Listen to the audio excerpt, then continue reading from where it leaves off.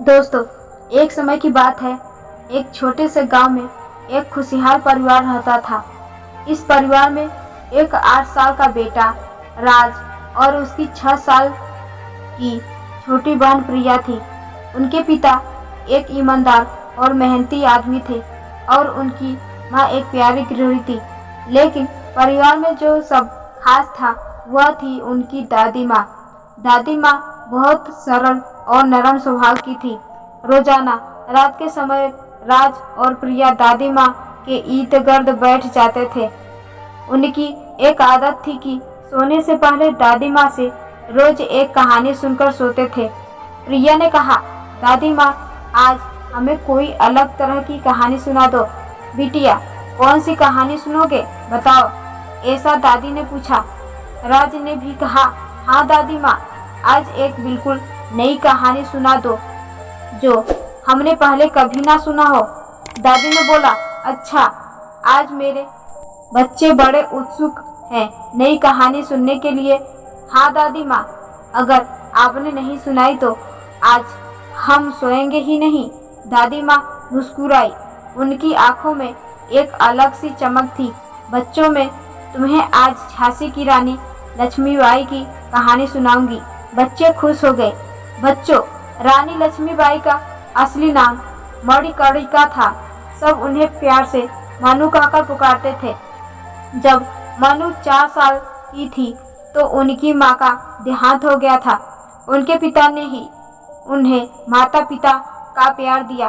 मनु की रुचि को देखते हुए उनके पिता ने मनु को पढ़ाई के साथ साथ घुड़सवारी, तलवारबाजी और तीरंदाजी भी सिखाई।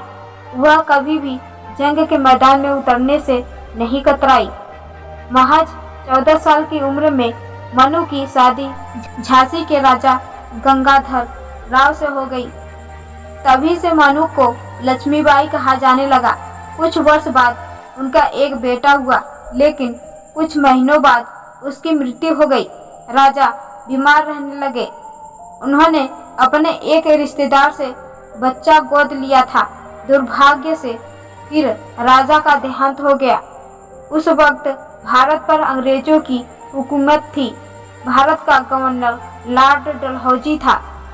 लक्ष्मीबाई के खुद की संतान न होने के कारण गवर्नर ने झांसी को खाली करने का फरमान जारी कर दिया था।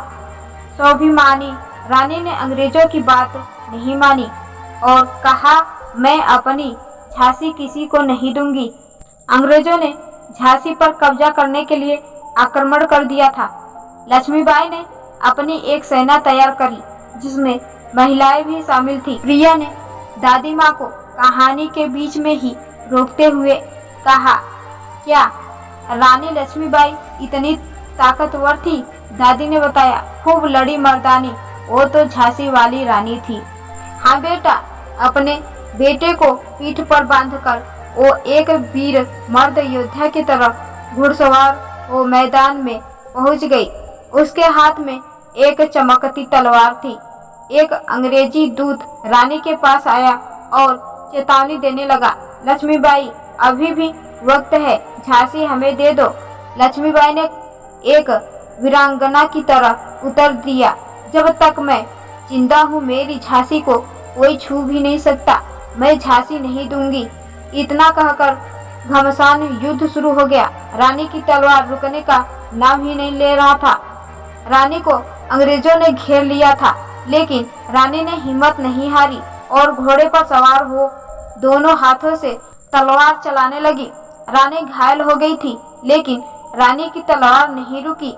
अचानक से एक अंग्रेज सैनिक ने रानी पर पीछे से तलवार से वार कर दिया और रानी घोड़े से नीचे गिर गई। झांसी की रानी लक्ष्मीबाई वीर गति को प्राप्त हो गई। रानी के पार्थिव शरीर के पास खड़े होकर सभी अंग्रेजी ने रानी की वीरता को सैल्यूट करा। कहानी सुनते सुनते दादी के आंखें नम हो गई। तभी प्रिया ने पूछा, दादी माँ, क्या रानी लक्ष्मीबाई के पास कोई मैजिकल तलवार थी? दादी माँ उसकी मासूमियत पर हंस पड़ी और जवाब दिया, बिटिया, उसके पास कोई मैजिकल तलवार नहीं थी, लेकिन उसकी बहादुरी ही उसका सबसे बड़ा शस्त्र था। तो दादी माँ, उन्होंने अकेले अंग्रेजों से टक्कर कैसे ली? राज ने पूछा।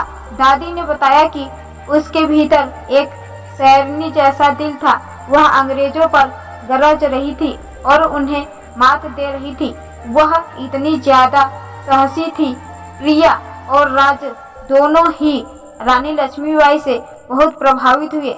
उन्होंने सीखा कि वे भी छोटे आयु में बहादुर और साहसी हो सकते हैं, जैसा कि दादी माँ की कहानी में झांसी की रानी थी। इस कहानी से न केवल उनका मनोरंजन हुआ, बल्कि उन्होंने देश प्रेम, साहस और संघर्ष के बारे में अमूल्य शिक्षा ली।